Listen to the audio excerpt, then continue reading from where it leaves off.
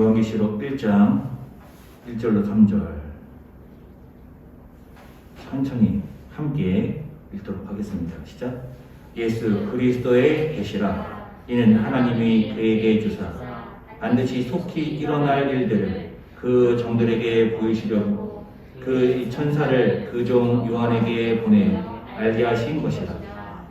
요한은 하나님의 말씀과 예수 그리스도의 증거 곧 자기가 본 것을 다 증언하였느니라. 이 증언의 말씀을 읽는 자와 듣는 자와 그 가운데 기록한 것을 지키는 자는 복이 있나니 때가 가까움이니라. 아멘. 우리는 지난 시간에 역설적 승리라는 제목으로 간단하게 요한계시록을 개관하였습니다. 요한계시록은 누가 썼느냐? 사도 요한이 썼고 언제 썼느냐? AD 95년쯤 썼다라고 했어요. AD 95년은 어떤 상황이었느냐? 어떤 상황에서 사도 요한이 썼느냐? 도미티우스 황제 때에 도미티우스 황제가 자신을 신격화하면서 황제의 숭배를 하려고 했기 때문에 그리스도인들이 그것을 하지 않으면서 박해를 받는 시대였다. 그리고 무역협회에 들어가는 것은 우상 숭배를 하는 것과 거의 같은 것이었는데 그리스도인들이 그 무역협회에 들어가지 않아서 또한 박해를 받는 상황이었다. 로마 황제를 숭배하지 않아서 무역협회에 들어가지 않아서 고난받는 상황이었는데 그리스도인들이 고난을 받으면 세 가지 반응이 나타난다고 했었죠. 첫 번째는 그 고난을 이기지 못하고 믿음을 버리는 경우가 나타나고 또한 그 고난을 이기고 믿음을 지키는 그러한 성도들이 나타나는데 이것이 전부가 아니라고 했었죠. 또 어떤 형태의 성도가 나타난다고 했었죠? 타협하는 성도. 무역협회에 들어가면서 이거는 우상숭배하는 거 아니야. 로마 황제에게 절하면서 이건 우상숭배하는 거 아니야. 할 건 다 하면서 내 믿음을 지키고 있다라고 타협하는 믿음. 그러한 믿음도 나타난다라고 했어요.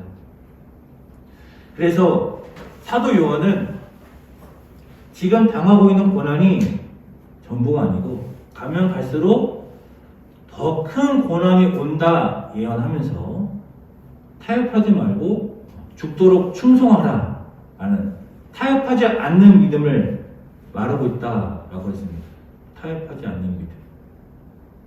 요한계시록은 우리들에게 세상에서 말하는 가치관과 반대의 가치관을 말해요. 세상에서 말하는 승리와 반대의 승리를 말해요. 세상에서 말하는 성공과 반대의 성공을 말해요.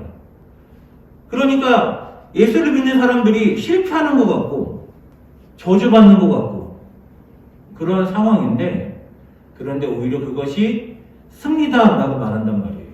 세상의 가치관을 뒤집어 엎는 거예요. 어떻게 그렇게 할 수가 있습니까? 예수님께서 이 세상에서 세상적 승리를 하신 것이 아니고 세상적 성공을 하신 것이 아니고 오히려 저주받는 모습으로 죽으셨잖아요. 그런데 오히려 그것이 역설적인 승리였고 우리가 따라야 하는 승리다라는 것을 요한계시록이 말하고 있다라고 했습니다. 뉴스를 보면 우리나라도 점점 나아지고 있는 것처럼 보이지만 그렇지 않아 보일 때도 있습니다. 정의는 어디 간 건가 싶기도 하고 공정은 어디 간 건가 싶기도 한단 말이에요. 힘 있는 사람들은 모든 것을 다 할 수 있는 것처럼 보이고 죄를 져도 감옥도 안 가는 것처럼 보이고 그래 보이는데 그럼에도 불구하고 저들의 승리가 진정한 승리가 아닌 것이죠. 우리가 오늘 말씀을 통해서도 그렇지 않다는 것을 알게 될 것입니다. 그래서 우리가 요한계시록 말씀을 통해 우리들의 눈이 우리들의 생각이 반전되는 거예요. 그것이 우리 안에서 일어나야 하는 것입니다. 자, 그러면 이제 구체적으로 본문 속으로 들어가 보도록 하겠습니다. 요한계시록 1장 1절 요한계시록 본문을 시작하도록 하겠습니다. 예수 그리스도의 계시라.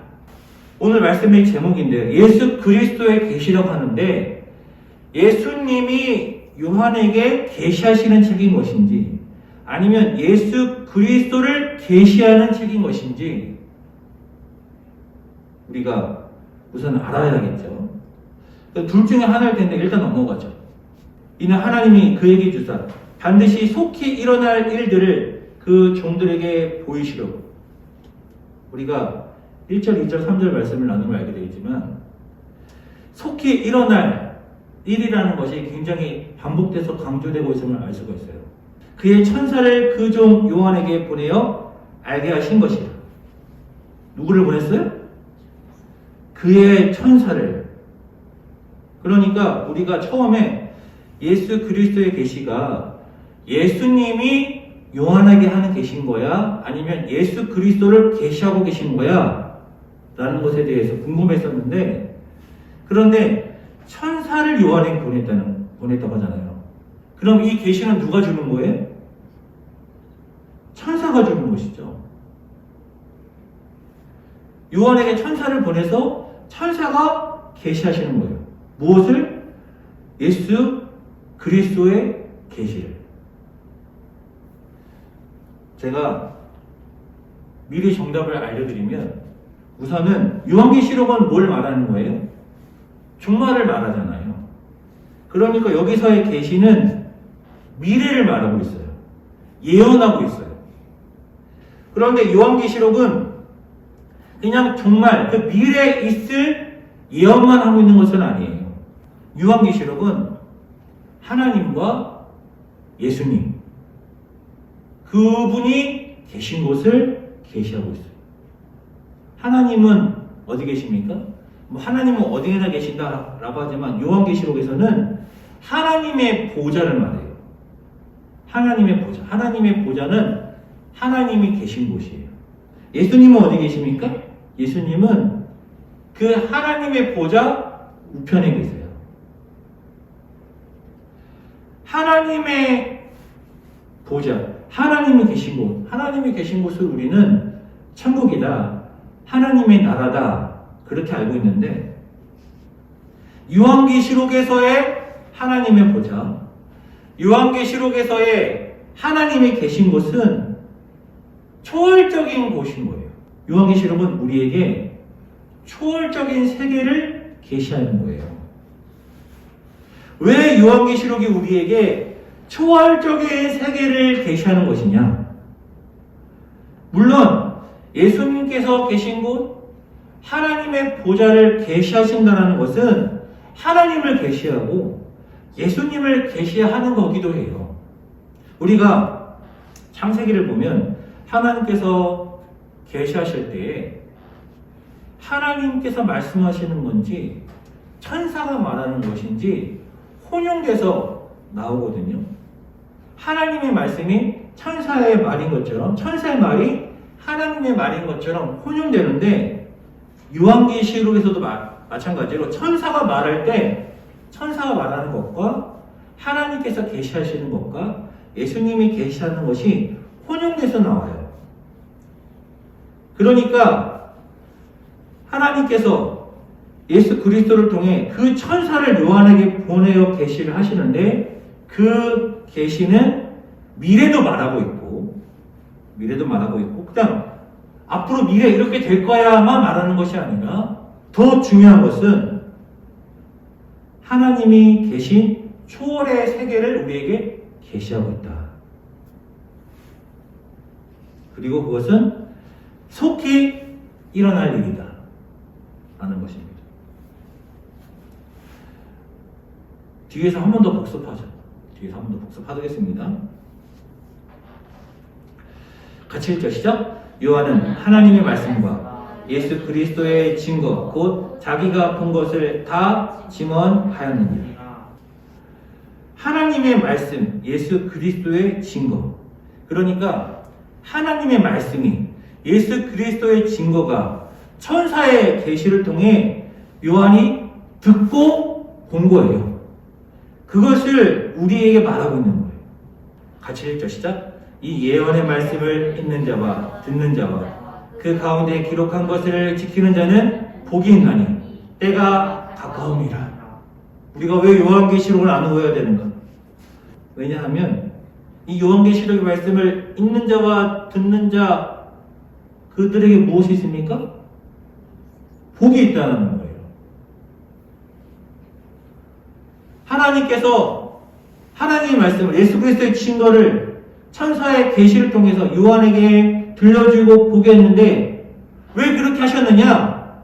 그것을 기록해서 그것을 듣는 자, 읽는 자에게 복을 주시려. 우리가 요한계시록을 말씀을 나누면 알겠지만 고난의 이야기가 계속 나와요. 고난, 환난, 박해, 어려움 이 이야기가 계속 나온단 말이에요. 이것은 사도 요한의 시대에만 있었던 것은 아니고요. 지금 이 시대에도 있습니다. 물론 사도 요한과 같이 어떤 극단적인 박해, 극단적인 고난 그런 것이 있지는 않지만 그러나 우리는 이 세상에서 어려움을 겪어요. 고난을 겪어요. 어떤 사람들은 사도 요한이 어떤 고난을 겪었는지 모르겠지만 내가 더 큰 고난을 겪고 있다 그렇게 말하는 사람, 그렇게 느끼는 사람이 있을지 모르겠어요. 실제로 그런 사람들이 있겠죠. 우리는 이 현실을 살아가면서 고난과 환난, 어려움을 겪어요. 문제는 뭐냐? 문제는 그 어려움이, 그 고난이 우리들의 믿음을 흔든다는 거예요. 그 어떤 어려움도, 그 어떤 환난도 우리가 겪고 있는 이 현실이 우리의 믿음을 흔들지 않는다면, 어떤 상황에서도 우리들의 믿음이 굳건하다면, 그러면 아무 문제가 없어요. 요한계시록도 쓰여질 이유가 없어요. 그래서 요한계시록 왜 쓰여집니까? 앞으로 더 큰 고난이 있을 텐데 벌써부터 믿음이 흔들리는 거예요. 믿음을 버리는 사람들이 나타나고 믿음을 타협하는 사람들이 나타나는 거예요. 앞으로 더 큰 고난이 있을 텐데. 우리들의 인생 가운데 어떤 어려움이 있을지 모르잖아요. 어떤 고난과 환난이 있을지 모르잖아요. 그 어떤 고난과 환난이 온다 할지라도 나의 믿음은 흔들리지 않고 오히려 더 굳건해지고 더 강해지고 더 커진다면 아무런 상관이 없습니다. 그렇지만 요한계시록은 이러한 현실 속에서 초월의 세계를 보여주는 거예요. 하나님의 보좌를, 하나님이 계신 곳을, 그 우편에 계신 예수님, 그리고 천상의 예배를 우리들에게 보여주는 거예요. 이 현실 속에서 초월의 세계를 보여주고 계시하시면서 말하고 싶은 것이 무엇이냐? 가까이 있다는 거예요. 가까이 있다. 3절에서는 때가 가깝다라고 했었고, 그리고 1절에서는 속히 일어날 일이다 라고 하죠. 가까이 있다는 것은요, 곧 종말이 온다, 곧 끝이 온다, 그런 의미도 있습니다. 사도 요한은 예수 그리스도의 재림이, 예수님께서 재림하시면 끝나는 것이죠. 예수 그리스도의 재림이 속히 오기를 간절히 말했고 그리고 믿었어요. 그러니까 속히 일어날 일, 이것이 가깝다, 때가 가깝다라는 것은 종말이 때가 가깝다라는 의미도 있습니다. 근데 그것만으로 버티라는 것이 아니에요. 이 현실 세계 속에서 초월의 세계, 하나님의 보좌를, 그리고 천상의 예배를 우리들에게 보여줌으로써 그 세계가 우리와 상관이 있다는 거예요. 상관이 있다. 우리가 보는 것은 정의롭지 못한 세상이잖아요. 그럼에도 불구하고 하나님께서는 이 세상을 다스리고 계시고 초월의 세계와 우리는 연결이 되어 있는 거예요. 요한계시록에서 구원을 말하는데 우리가 구원을 받아야 하죠. 구원을 받아야 하지만 우리는 이미 구원을 받았습니다. 예수 그리스도의 십자가 사건을 통하여, 예수님의 부활을 통하여 이미 구원의 사건은 이루어졌고, 예수님께서 부활하시고 승천하심을 통하여 이미 그 세계와 우리는 연결이 되어 있는 거예요. 천상의 예배를 우리들에게 보여주는데 천상의 예배와 우리의 예배가 아무런 상관이 없는 게 아니에요. 하나님의 보좌에서 천상의 예배가 이루어지고 이 현실에서도 예배가 이루어지고 있어요. 우리가 지금 그 예배를 드리고 있어요. 우리가 지난 시간에는 어떻게 이 세상을 이길 수가 있을까? 예수님도 역설적 승리를 하셨으니 우리도 역설적 승리를 해야 된다. 우리들의 세계관을, 가치관을, 승리가 무엇인지, 성공이 무엇인지 우리들의 그런 관념을 요한계시록은 뒤집으려 하고 있어요. 그리고 또 가까이 있다는 것을 우리들에게 말하고 있어요. 하나님의 보좌가 가까이 있다. 그 우편에 계신 예수님이 우리와 가까이 있다. 천상의 그 황홀한 예배가 가까이 있다. 우리가 하나님 나라가 완성되면 그 천상의 예배를 영원토록 드리겠죠. 그러나 우리는 지금도 그 예배를 드리고 있는 거예요. 지금 이 시간. 그래서 우리는 이 예배를 통하여 또한 승리할 수가 있는 거예요. 저는 요한계시록 말씀을 통해 그리고 예배를 통해 경험하고 승리할 수 있는 힘을 얻기를 주님의 이름으로 축원합니다.